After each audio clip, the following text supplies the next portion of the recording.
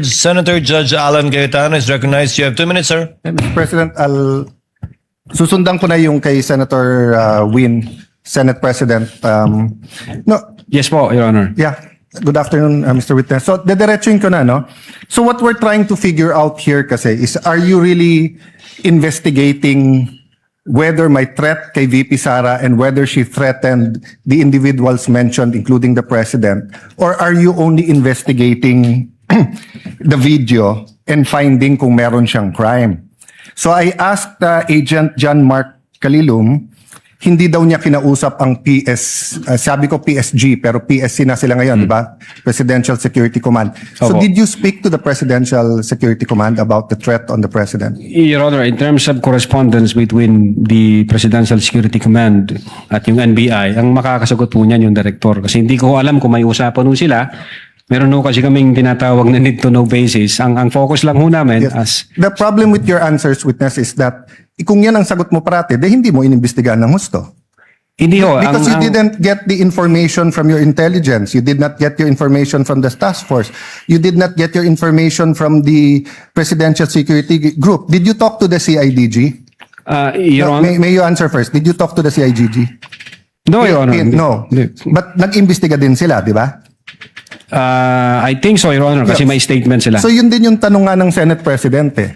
Kung iniimbestigahan nyo talaga yung buo at kayo ang head at kayo dapat ang mag-imbestiga, bakit hindi nyo kinausap yung mga ibang nag-iimbestiga? Baka may alam sila na hindi. Yung usapan po na yan, it's a matter of intelligence. Hindi ko alam kung may usapan sila o kung wala silang usapan with the director and with the intelligence service, Your Honor. Yeah, I'll take that answer, but I think at least alam nyo yung nasa isip namin and what we want clarified. Secondly, sir, all of you, yung apat, you signed the February 10, February 2025 NBI Affidavit of Investigation. Tama po ba, di ba? Yes, Your Honor, our affidavit of Tapos investigation. kasama dito yung verification nyo, basically saying that based on the records, tama tong lahat, no? Verification ng ano po, Your Honor? Sa dulo, nag-sign kayo ng verification. Verification of non-forum shopping, Your Honor? Yes. And Opo. that, aside from non-foreign shopping, give me some latitude because to explain the question. We read and understood its contents and the allegations therein are true based on authentic records. Yes, Your Honor. Yeah. So may mali ba dito? Factually, wala. Na-review mo naman to, no?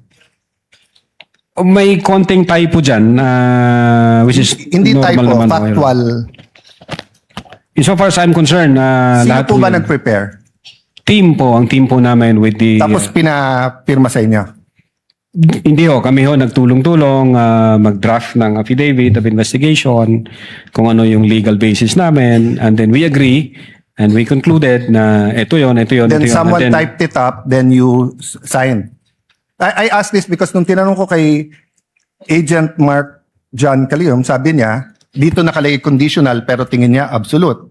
You answered the same thing, it's absolute, pero dito nakalagay conditional. The utterances itself, Your Honor, is what we called event-based condition, ang classification namin. Okay. Yun yung utterances, Your Honor. I'll take that answer. I think mas factual yun. But sa paragraph 51, was VP Duterte ever Secretary of the Department of Justice? No, Your Honor, Department of Education. Nakalagay dito, to recall, VP Duterte resigned as the Secretary of the Department of Justice and she herself admitted that her relationship with the President has become toxic and she would imagine her strangling him and cutting off her head. That's typo, Your Honor. That's not a typo. A typo means yung department naging depart. Department of Justice and Department of Education are two different things. Ang alam namin, sorry po. Yes, sir. Go ahead, sir. Yeah, Department of Education ang alam Yeah. namin. So, kasi I just filed my counter affidavit sa ombudsman about yung obstruction of justice. Ilang beses ko kailangan basahin kasi nga, pag may mali, pinirmahan nyo na sinasabi nyo, no? But anyway, going back to the condition, you mentioned the case of SPO2 Hamata. Yes, sir. But isn't it true that the lis mota of that case was really res judicata and double jeopardy? Meaning, hindi tinake up ng Supreme Court whether or not a condition. Yes, sir. Di ba? Opo. Oh, so that wasn't on point. Kasi I was going to ask, is there a difference if the condition is legal or illegal? Di ba? So halimbawa, pag sinabi ko sa yung, pag natanggal akong Senate President, patatanggal din kita. Okay. Unang-una, legal naman akong tanggalin na Senate President. We always vote. There's nothing there. But if illegal, o pag pinapatay mo ko, papapatayin din kita. Is there a difference if the condition of why I will act or why I'm threatening you is an illegal act? Well, under the law, Your Honor, it says there that even the condition is unlawful. So, regardless of the nature of the condition, Yes. sir. No, I want to get lang into your mind when you sign this because nga medyo novel yung case to for me. Even as a lawyer, I have to do more research and see anong ibig sabihin nito grave threats dito because you keep mentioning we keep mentioning here that this is the second highest official in the land and therefore pag trinete niya ang Pangulo. But who was the Vice President claiming na pwedeng magpapatay sa kanya? Again, Your Honor, yun po yung reason ba't nag-issue kami ng subpoena. No, Gusto po sa reading nyo nung statement niya, sino tinutukoy ng Pangulo na mukhang mag-ooperate sa kanya ng Operation Romanov? Sinong pinagbibintangan niya? Well, una, kung ang pag-uusapan Romanov, Your Honor, ang alam namin na unang nagbigkas ng Romanov ay si Mayor Baste yata noong January 2024.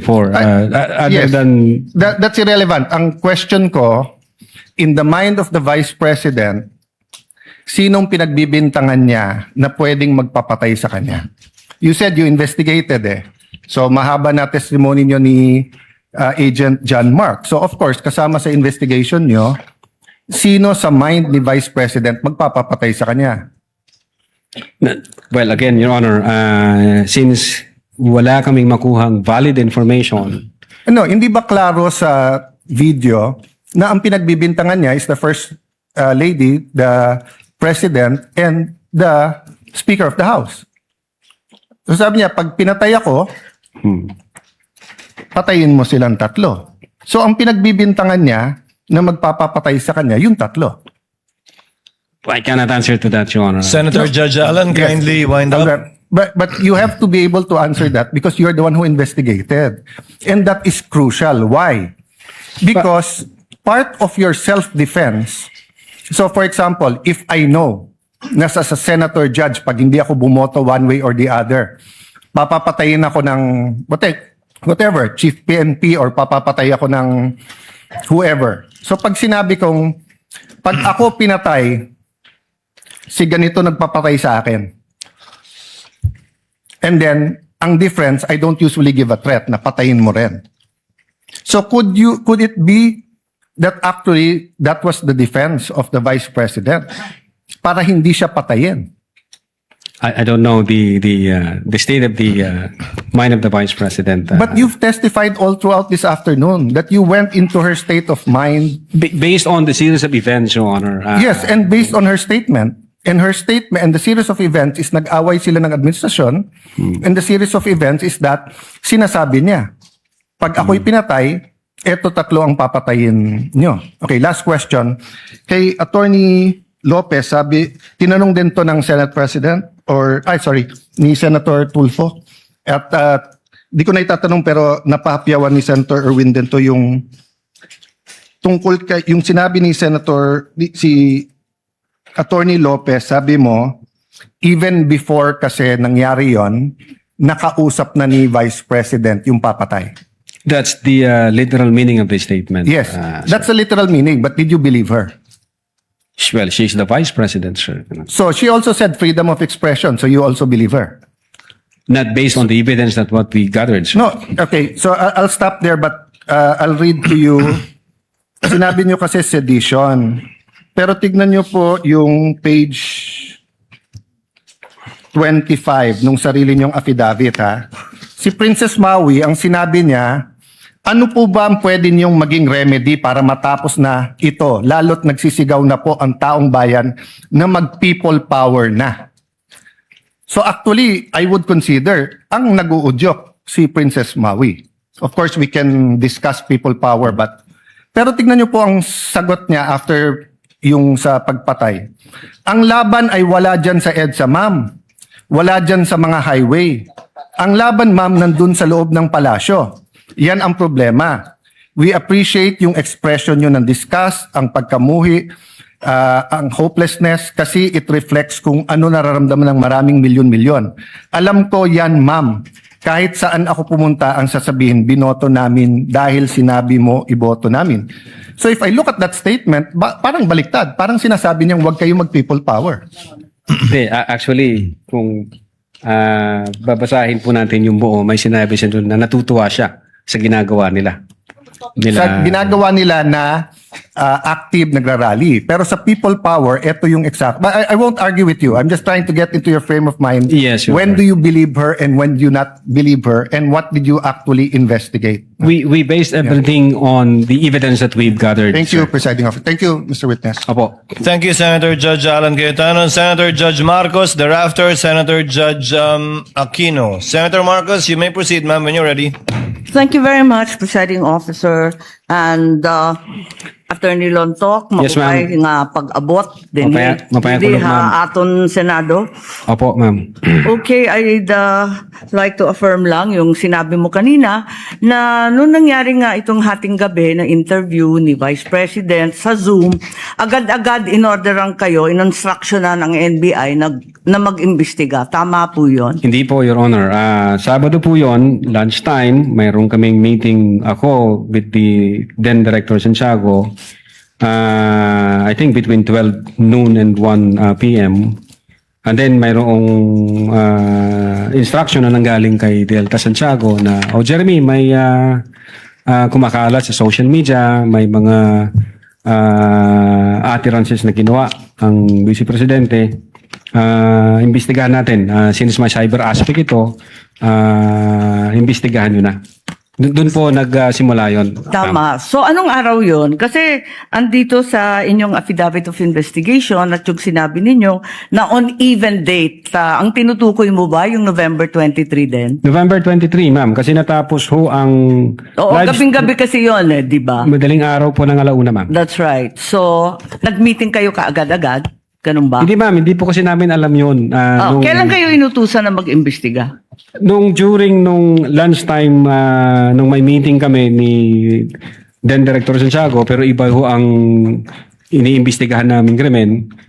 Kailan kayo sinabihan ng DOJ na mag-imbestiga? Anong araw? That po? same day, ma'am. Kaya nga, November 23. November pa rin. 23. Oo, pareho lang. Yun ang sinabi ninyo kanina nung tinatanong kayo ng counsel ng prosecution. Yan din ang nakasaad. On even date ang nakasabi sa inyong affidavit. Yes, ma'am. Okay. So, nag-umpisa na kayo. Kwento nga ninyo, 4-phase yung investigasyon. Nag-umpisa sa identification. Nagbigay kayo ng hash value. Nag-preserve kayo ng data. Pagkatapos nag-research kayo.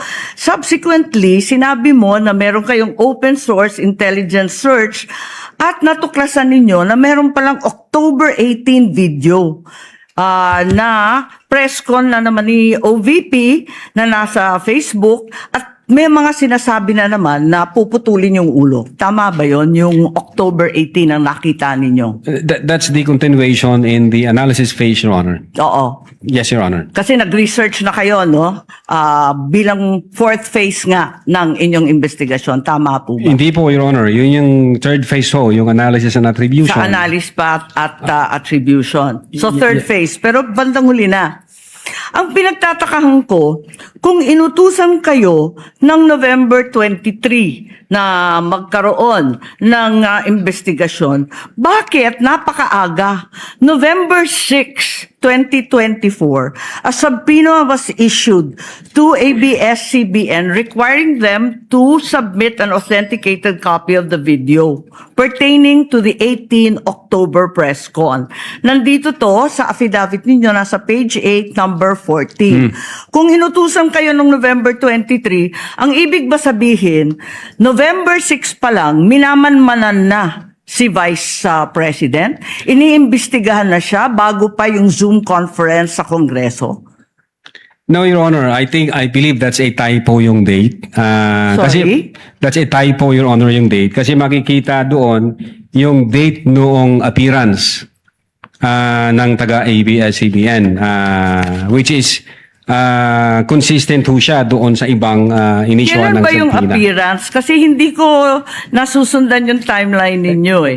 Parang yung November 23 yung utos, pero November 6 pa lamang may subpoena na. Ba't nagkaganon? Typo ho yan, Your Honor. Hindi ho yan November Typo 6. na naman katulad ng Department of Justice. No, Your Honor. If I may refer to my notes, Your Honor. Oo, pakita mo na lang sa akin kasi nahanap ko hindi ko masundan eh. You may do so, This is Counsel. page 6, number 14 po. November 6, 2024, subpoena to ABS-CBN.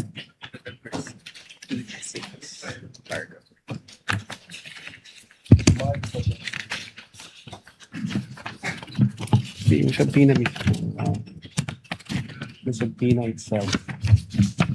The subpoena itself.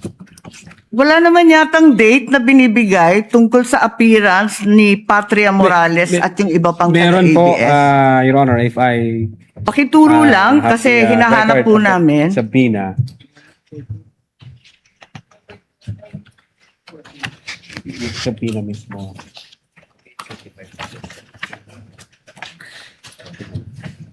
For information, the time of Senator Judge Marcos is over. Kindly. Yes, but he's still responding Of course, to the we same will wait for question the if you will response. allow. Siya po yung matagal, hindi tayo. We're only counting your the questions that you ask, not the answer. Neither are we counting the waiting time for the witness to answer. I-check ko lang po, Your Honor, para na Kasi yung mga sumunod na meeting, doon sa page 13, sa number 30 at sa mga sumunod, yung mga tinutukoy doon, yung mga media na nandun sa Zoom conference. Hindi naman siya yung ABS na humawak ng camera noong October 18. Iba naman yung mga tinutukoy doon eh. Attorney Lutok, Opo. the question of the Honorable Marcos is on page 6, paragraph 14. You said you sent a subpoena on November 6, 2024. Unfortunately, because the annexes are not part of the document marked, it's not here. So the question is quite clear. If it's a mistake, then what is the correct date of the subpoena? If I can see the real subpoena, Your Honor. Kindly talk to the mic, please. Yeah. If I can see the real subpoena, Your Honor, because the subpoena was signed by our assistant director for investigation service. As I said, unfortunately, it was not attached to your affidavit, and I doubt if it's one of those marked or pre-marked Wala. by the counsel for prosecutors. As he said and admitted earlier, he did not or they did not mark all of the annexes in your affidavit. Yes, Your Honor. If I may, check ko lang po, Your Honor, para sigurado ho. Wala sa'yo ngayon. Inaanap ko po rito. Wala nga pong annex yan eh. Wala sa annex at wala rin sa affidavit. Kasi yung mga media na tinutukoy sa ibang pahina, yung mga nag-interview nung Zoom conference. Dito ho yung certified true copy daw, Your Honor. If I may, Your Honor, please, can I assist on this regard, if the court will allow? Only if you can produce a copy of the November 6 subpoena, counsel. Exactly, Your Honor. The documents are present. They are in the possession at present of the witness, Your Honor, please. They may not have been physically attached to the affidavit investigation, but they do exist in the records of the case as separate pre-marked documents, Your Honor, please. So Okay. it's here? Presiding officer, then is counsel saying that therefore the affidavit is defective or wrongful and We that don't- November 6 is not the right date? What then is the right date to the With all due subpoena respect, to Your Honor, ABS? please, with all due respect, we object to the use of the term defective. Counsel, we shall await. Let the Yes. document speak for itself. Yes, Your Honor, please. If it's there. The witness is Yes, now it in the was the process. witness who said that it was a mistake, not me. No, it doesn't make the entire affidavit of investigation defective. No, I merely said the date was wrong. Because that's what he said. Yes, Your Honor.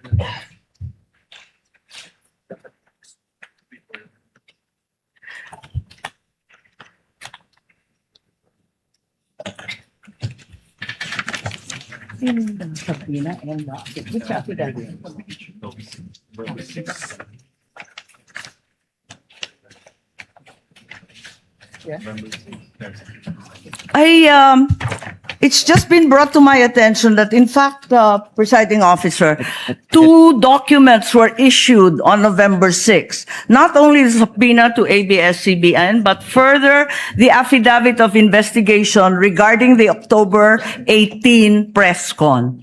Can we please be clarified as to these two documents which don't seem to appear in the affidavit nor in the annexes provided? Let's first wait for the witness to answer the first question, Senator Judge Marcos. Okay. Yes, Attorney Lotok. If I may, Your Honor. Ito ho, ang subpoena, Duces Tycom, yung date ho ng appearance niya is December 11. Appearance po. Ang tinatanong yung Appearance. date ng subpoena. Date Attorney ng Lotok. subpoena, Your Honor, is 6th day of November 2024, which I believe this is a typo kasi magkakasunod ho ito doon sa mga inisyuhan namin na media personalities. Attorney Lotok, typo na yung affidavit mo? Typo pa yung subpoena? Hindi po. What are you Typo looking at? yun. The subpoena or the affidavit? Dalawa yan eh. What are you looking at, Attorney Lotok? Subpoena, Your Honor. So the subpoena is dated November 6. Okay. This- And the affidavit also is November 6. Dalawang typo carried over. Asan yung affidavit? Hindi ko pa nakita, ma'am, yung affidavit na November. Your Ikaw affidavit ang says pumirma November eh. 6. Pwede patingin ako ng affidavit. Yung affidavit of investigation mo na binigay, pati I-check yung ko po, amended, carried over din. Yung first draft na rineject ng DOJ, yung ikalawa, parehong November 6. Saan? Pirmado ninyo eh. Page 6, Counsel, paragraph 14 of his affidavit of investigation.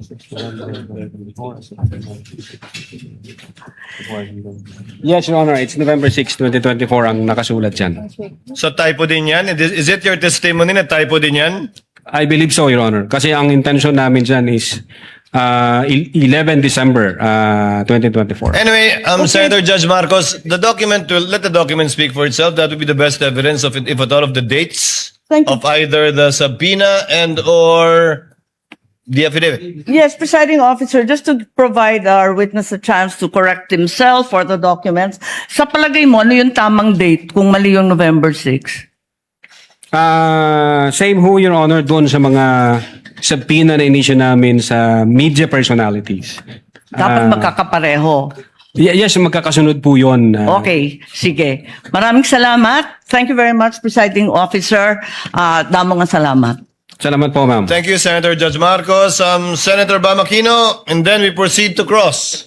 Your Honor, can we just Yes, point out Attorney one? Minlon. Your Honor, regarding that matter, Your Honor, may we just manifest, Your Honor, for the record, that not only in paragraph 14, page 6, does the November 6, 2024 date appear, it also appears on the footnote. Footnote 12, November 6, 2024. So, I don't think, we just want to read for the record, footnote 12, subpoena to Francis Toral, head, ABS-CBN News dated 06 November 2024. In addition to that, if you look at the subpoena, and paragraph 14 also is on 06 November 2024, a subpoena was issued to ABS-CBN News. Now, it is actually, it states that a copy of the video pertaining to the 18 October 24 press conference. And when you look at the subpoena itself, can you just ask for time?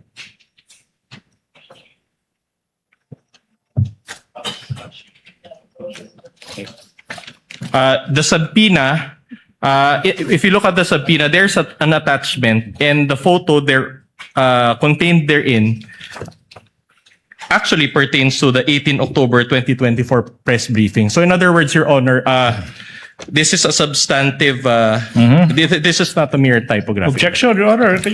Counter manifestation. The witness said it's typographical, that you are milking that and say it's The ma- substantial. Just The for the record, just for the manifestation- record, ito sa The manifestation. That's manifestation why of a counter counsel manifestation. correspondent is duly noted.